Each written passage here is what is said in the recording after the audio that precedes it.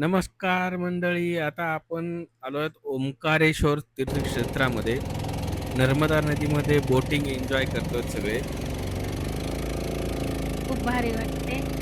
सगळे सांगतात ते दादा आता फिरतो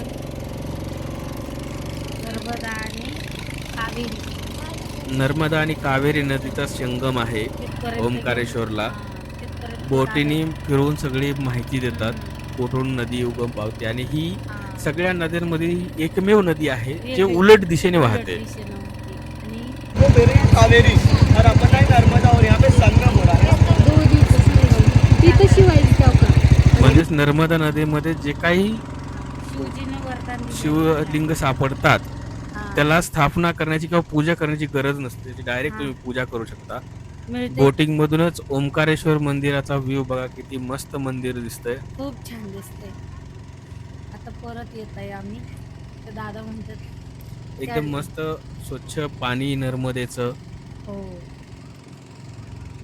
आणि अशी कथा आहे की इथं महादेव तप करताना त्यांच्या घामाच्या थेंबापासून नर्मदे नदीचा उगम झालेला आहे. उगम झालेला आहे. ही मूर्ती पाहताय तुम्ही, पंचधातूपासून बनलेली मूर्ती आहे. ही मूर्ती आहे आपले आदि शंकराचार्यांची. 12 वर्षाच्या बालावस्थेचं रूप त्या मूर्तीमध्ये दिसतं.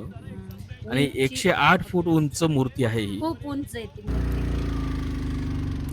आम्ही लांबूनच ही मूर्ती पाहिली, तिथपर्यंत जवळ जाण्याचा योग नाही आला आपला. परिक्रमा करायची असते ना, ते वरती गेल्या परिक्रमा करायला आहे रस्ता आहे, पण आम्ही नाही गेलो.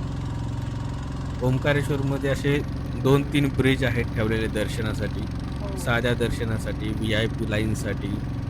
आणि ओंकारेश्वर मंदिराचा दोन्ही बाजूनी व्ह्यूज बघा मित्रांनो, किती मस्त दिसतोय. आणि ओंकारेश्वर हे मंदिर ओम आकाराच्या पर्वतावरती स्थित आहे. त्याच्या चारही बाजूनी नदी आहेत. एका बाजूनी नर्मदा आणि एका बाजूनी कावेरी नदी वाहते.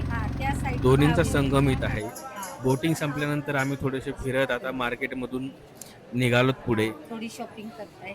इथंच ममलेश्वर महादेव आहे, ज्याचं ज्योतिर्लिंगच पकडलं जातं त्याला आपण.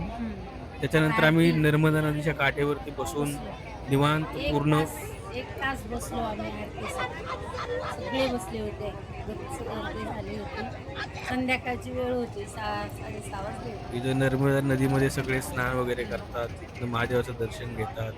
पुढे बघू शकता तुम्ही, मंदिरात लाईन किती चालू आहे दर्शनासाठी. खूप गर्दी. कमीत कमी 4-5 तास लागतात दर्शनासाठी, असं इथले भाविक लोकांचं म्हणणं आहे. पण